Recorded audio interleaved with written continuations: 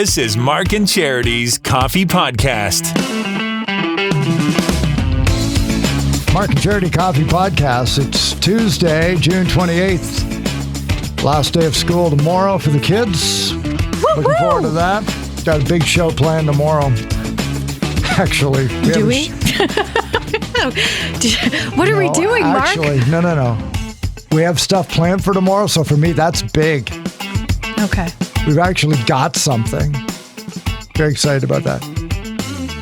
Dave Allen of the YMCA is going to be on the show, talk about the summer program.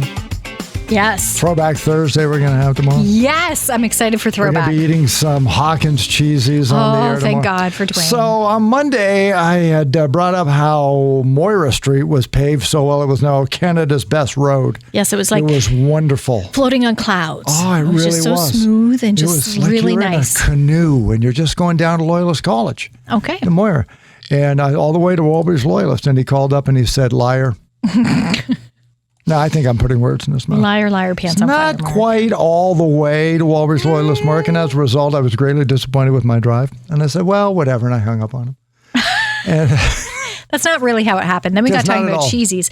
And Dwayne, the wonderful man that he is, we've spoken to him before. Oh, he's a great guy. He works at Hawkins Cheezies here in Belleville. And he offered to drop by with some Cheezies. And Mark...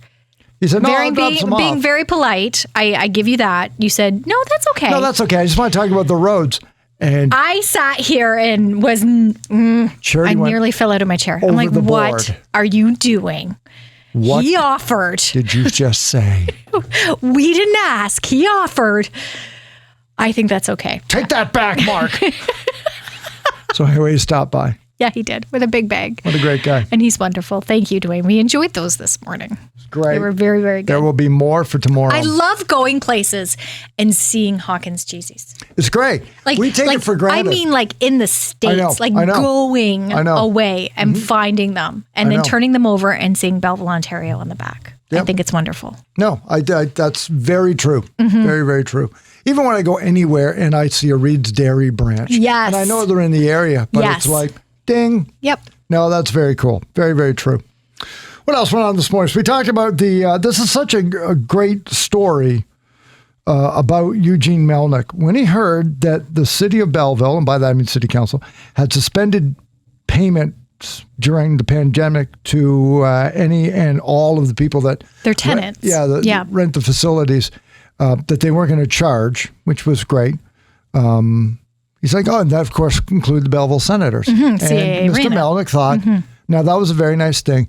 And he kind of tucked it away that he wanted to find a way when we got out of the pandemic to be able to say thank you. And so he started working on a preseason game to be played in Belleville between Ottawa and probably whoever to be determined. And if anybody had the choice, it would have been Toronto.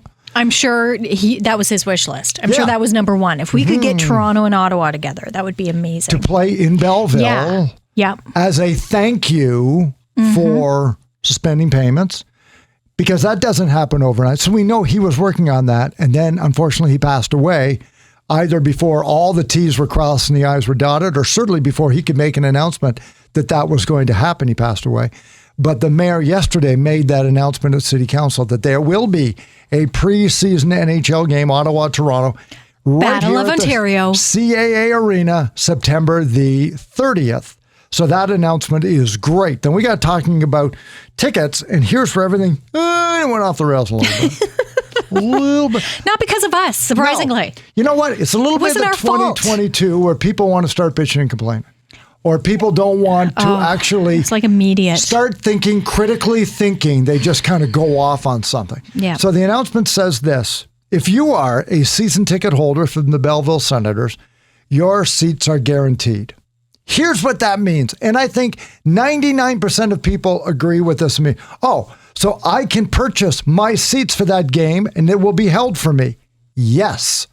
Until like a certain date? Yes. So if it's September 30th, you may have till, and I'm making up a date. Yes. Drop dead date of September 10th. Okay. I'm just making it up. You have to get your tickets by September 10th. Oh, okay. They'll go on sale, I don't know, August something, and I have until then to buy, and I can buy guaranteed. Nobody else can unless you're a season ticket holder. Exactly. Mm-hmm. And then after that date, if you're a season ticket holder and you haven't bought it, too bad, because you had that chance. Yeah. Now we open it up to everybody else. Seems to be hard for a lot of people. It's like, well, if I'm not a season ticket holder, I want to go to the game. It's almost like... We didn't say you can, because they need 4,500 people. Yes, 4,500 people. That's what they're hoping to get in there. They don't have 4,500 season ticket holders. Come on, everybody, think about it. And to be honest, they've been struggling to get seasons ticket holders. Right. So to even consider that they're close to having 4,500 season ticket holders is ridiculous. Come on. I think people, instead of looking at how great this is, and what a wonderful opportunity this is, and getting excited about it, they immediately go, well, we're never going to get tickets. Well, we'll never afford it. They even said it won't be NHL prices. It's not going to be. It's probably going to be. Exactly. It's probably. I wouldn't be surprised if it's a bit higher than a normal ticket to a Belleville Sens game. You have to expect that. Is it going to be a Toronto Maple Leafs ticket? No. You're not going to pay $200 for a nosebleed ticket, one nosebleed ticket that you would in Toronto. And I'm exaggerating. Sure. That's not what, as you said, that's not what this is about. Seasons ticket holders get first crack at the tickets. That's all. Then it's going to be opened up. Everybody else. Yeah. So I don't even want to guess, because I don't want to get in trouble with the Senators of what it would pay. But what would you pay to see an NHL preseason game, which means there's going to be a lot of jerseys with names on the back you don't recognize that may not. But by September 30th, they're probably going to still make the team. Like, we're probably at the point where cuts have been made, and a lot of the players that could go back to junior will probably go back by then. Yeah. So you're going to get some pretty good players. And don't tell me that the Ottawa Senators, who used to be Belleville Senators, aren't going to be happy with that game. They are. They get to come back, thank fans. And the people who follow the Belleville Senators are going to be just as excited, because they saw them here first. And now they're... to me, it was exciting. When I saw that, I'm like, holy cow, that's amazing. So great. And I texted my parents immediately, because they are season ticket holders, and said if you could get more, that'd be great. But I'm excited for them too, because they will be able to go as a season's ticket holder. It is one of the perks. You can be angry about that all you want, but if you want the perks, right, there you go. And I'm going to guess how many people are going to be from out of town at that game. A ton. A ton. A ton. I wouldn't be surprised if people from Ottawa came here to see them play the Leafs in a smaller, more intimate arena for what? Like, I just want to throw, it's going to be $50. So you wouldn't have to drive anywhere, and you could see that game right here, half an hour from your home, for $50, $60, instead of spending hundreds. That's still great. And the chances are, when they go on sale, we'll know about it first. That's right. Yeah, we're going to know. I would hope that this area, our radio station would, and the other media outlets here in the area, would kind of get a heads up, so you're ready and you can get your tickets. Way you go. And get up and buy your tickets. But it's a great opportunity. And yes, of course you want to see the game. But for our local businesses too, this is wonderful. Yeah, as you just said, people coming in from out of town, even if it is more local, you're going to go out for dinner. You're going to make a day out of it. You're going to be out enjoying this area again. So, yeah, the naysayers everybody just wants to be angry. Social media, nuts. It's too bad, because this really is a great thing. We had a downer of a podcast yesterday. I know. Don't want to be a downer today. Not a downer, very serious. I was hoping for something really, really light, which is why when we talked about 3% of couples say they have never done this in their relationship lives, they are That's a good bridge. Liars. They are liars. Fibbers. And not to stick with the negative, because this has to do with having arguments as a couple. Yeah. It is actually, I would say arguing is very healthy. It's a very healthy part of being in a relationship with someone. You need to be able to express yourself. I wondered freely and openly, and not necessarily in agreement, but your own opinion that may differ from your partner's. After we were done talking about it, I wondered if maybe there isn't a different notion of what argument means. Well, we've never fought and raised voices. I never think of that as an argument. That's a fight. I think, I think an argument could be that you disagree with something and you make your views known. Mm-hmm. And it doesn't mean that you are angry with them. It doesn't mean you storm out of the room. It doesn't mean that it's a hot button issue. You have expectations. I have expectations. We have this discussion and we come to an agreement, or we don't. But to say that never happens, which 3% of couples say does, then one of you is carrying around resentment that is just soul-crushing. Yeah, you can't agree on everything all the time. No, you have to ask for what you want in a relationship. And if it's like, no, we never argue. We just agree on everything all the time. Why would you, and my question this morning was, why would you want to be in that relationship? That to me would be very boring. And I don't want someone to agree with me on things. I want to hear other opinions, other points of view. I want to be challenged. Yeah. And not in a negative way. Right. Everything you said, I think, is part of an argument, too, though. I think you can have an argument where maybe tempers do rise and maybe there is storming out and raised voices. But you can have a discussion. Nobody aspires to that. That's nobody my point. Nobody aspires to that, certainly. But again, I think that, too, is healthy. Because you have those moments where, yes, you get angry and you need to be able to let it out in a very constructive manner. Don't go overboard. Like name calling, for example. Name calling was part of that. 25% of people said they resort to name calling. Not good. 12, only 12%. But even to me, that's too high. I make a point. Don't get me. There have been times where you just want to let it go. But I make a point of not doing that because I think if you resort to that, then you're getting to something else. That's not an argument anymore. That's not a good spot to be. We only play marriage counselors on the radio. But when you get into name calling, now it isn't about the issue you're arguing about anymore. Now it's the person. They always say never argue about the person. Talk about the issue or talk about the behavior. Don't talk about them. Stay on point.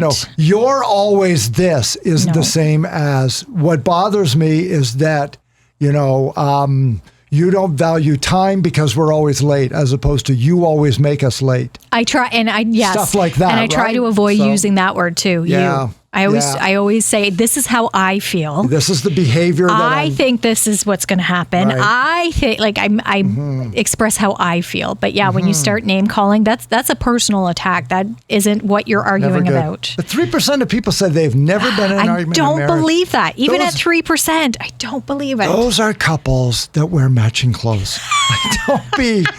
Don't be that couple. And those are robots. Those aren't people. It's a podcast, so let me say the most honest thing I'm ever going to say now. Do you know what happens? You know what that 3% means? They've never had makeup sex. Right? Am I right? You had to wait for the podcast to say that? Didn't want to say that on the air at 7:40. I thought you were going to say something very different. I thought you were going to say they never have sex. They never have makeup sex. Maybe. After a fight... That's really good. Yes. Really, really good. Good point. What else went on this morning that we talked about? That's pretty well it. No, we talked about Amazon. What else did we talk about? Oh, yes. This was a hot button issue. Amazon. This could have been our whole podcast, to be honest. Yeah. Because this is... I'm not an expert enough of this, and I don't want to get called out on my lack of digital footprint knowledge and everything, but Amazon's having a conference of some sort in Vegas where they always unveil new technologies. And of course, they're always trying to invent new voices and technology with your digital assistants, your Amazon Alexa. And so they always say, hey, we do record you, but we're just doing it for quality assurances to help make sure that we understand voices, blah, blah, blah, blah, blah. We all get worried. But they've got a new technology where they say up to 1 minute of a recorded voice, we can simulate it so well now that it can be the voice on your assistant. So they said, that doesn't even matter if the person's alive. So if you were to have a recorded portion. Like a message. Or something off a videotape, right? Like from a family reunion of a grandmother, a parent, a spouse. A child. They could turn that into the voice of your Alexa assistant. And would you want that? That's the question. I find it creepy and hard to move on with life, but I'm weird. One woman immediately tweeted in and said, texted, I would give the world to hear my husband's voice again. And that's kind of... I thought, but I guess is, if you woke up in the morning with the sole purpose of going in and saying hi to that to hear the voice come back, I'm not saying there's something wrong with you. I'm just saying that just doesn't that make it harder? Well, that's kind of where I came to, because when we were talking about this first, I thought, what comfort that would bring to someone who's grieving. But at the same point, how are you supposed to get past the grieving? And I realize you never really do. When you suffer a loss, you do carry that grief with you your whole life. It just gets are able to better manage it, and you can leave it. But when you're constantly reminded, or that person seems to still be there, I say seems because it's not the person. No, it's a just simulation of what their voice might have sounded like through technology. How do you process that and move on? How do you get by it? It would be very hard. Not to say that I do see how comforting it could be. Because when we were talking about it too, I immediately thought of my grandmother, and I would love to hear her voice again. Right. Yeah. But it's not her. And do I want it all the time? No. I don't want to hear it all the time. One example in the story I had says, for example, the children could say, Mommy, instead of you reading me the bedtime story, can we have Grandma do it? And you would use your Alexa assistant to read that story as Grandma would read it. See, now that sounds very wholesome, and I agree with that. So that takes the grieving out. Oh, this is a happy family moment where Grandma... True. But let's face it, right? If it was used in a situation like that where it's just so you're alone now, and that's because nobody's reaching out to you, like you should have family that help. You shouldn't say, oh, it's okay, they've got an Alexa. It'd be very easy to become that. Yes, to slide into that. That movie, Her. Yeah. You become attached to it, and that the line becomes blurred. Very blurred. And it's an interesting idea. I'm not against it because neither am I, because technology is technology. It's just I don't know that I would want to. And I brought the example. I mean, my phone top picture is a shot of my father, a picture of my father in his final room before he passed away from the home that he was in, and it stayed up there for 7 years. Because I thought you weren't ready. It took me 7 years to get rid of a picture on a phone I can barely see because of the icons in front of it. When would I ever then say to that voice, I don't need to hear your voice? Like, my gosh. You never would. Yeah, so I wouldn't do that. On the lighter side, though, wouldn't it be kind of cool to have your own voice? Like, I know they say with a deceased loved one. Right. But then I got thinking. Talk to yourself. You using your voice. Oh, please. Be like, Alexa, blah, blah, blah. And then you're responding to yourself. I just think that would be kind of... That would be kind of funny. That would be funny. Or if you put your voice in there so that when the kids came home and they asked, it's you. Exactly. Okay, so I can see where some of this would be pretty good. That would be kind of fun to do. But not all of it. Not all of it. Tomorrow on the show again, Dave Allen. We're going to talk about the Summer Y programs. That's coming up, and how anybody can take part in that. So we look forward to that on the final day of school. You look forward to that? You got plans tomorrow for them? We're going to go. Well, we were going to let them have some friends over tomorrow night to celebrate, but Wayne and I both have to work on Thursday. That's crazy talk. And we have a soccer game to go to, so we've put it off. But no, tomorrow night we will go out for dinner. We'll take them out for dinner. That's great. Before the soccer game and celebrate. I used to, when the kids got off the bus, I used to have the hose ready, and and there was no way they were getting from the end of the driveway in the house dry. There was summers, and they know just it's the coming. hose, or the hydrant was open, and you had the fire department there to get the hose on them. And I would be standing there, and the bus would see it, and they would be like, you could see their heads in the bus going, oh my God. Okay, took ready, all the fun. run. The only thing standing between us and summer vacation is Dad and the hose. But that's what being dad's all about. It is an exciting time. It is. It's a wonderful day. I love tomorrow.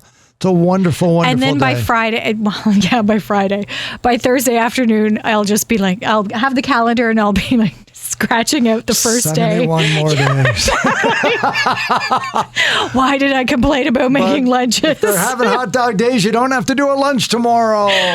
So get it started good and early. We'll be unveiling our Throwback Thursday, which is getting ready for summer vacation songs. We'll get you through some of those. And our next pair of train tickets for their AM Gold Tour when it stops in Toronto on July the 10th. We're going to play an iPod Shuffle where we pretend I don't have all three songs on mine. That would have been a fun order to. That would have been a good one. If we had just left it. So good. The answer is all, and all. Yep. MMM. Yeah. All of them on there. So we'll have some fun tomorrow. Wake up with Mark and Charity mornings here at 95.5 Hits FM in Belleville. Have a great day.